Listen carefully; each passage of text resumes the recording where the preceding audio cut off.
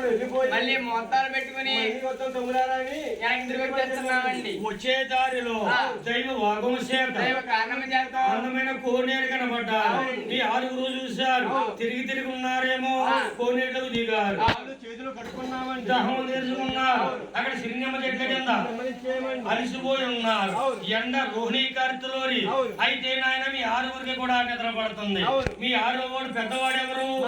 గోవిందరాజుల వారు. గోవిందరాజు ఆలోచించాడు, ఏమిటి మనం తల్లికిచ్చిన మాట, తమ్ముడి పెళ్లి, తమ్ముడు నిద్రపోతున్నారు అని దివ్య దిశలో ఆలోచిస్తున్నాడు. గోవిందరాజుల ఆ దివ్య దిశలో ఏ ఊరు కనపడ్డాడు బాబు? ద్వారకాపట్నం కనిపించిందండి. ద్వారకాపట్నం అనే శృంగారమైన పట్నం కనబడ్డాది.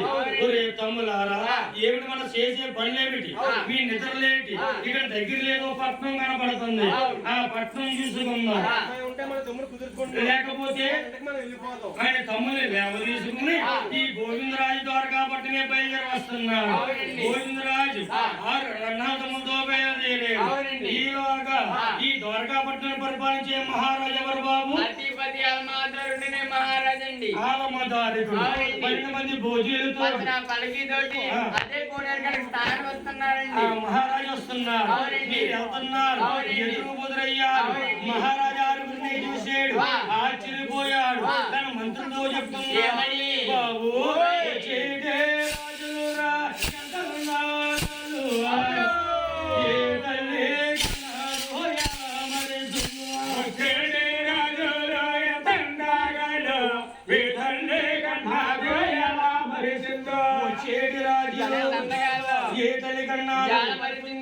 సక్కన రాజు.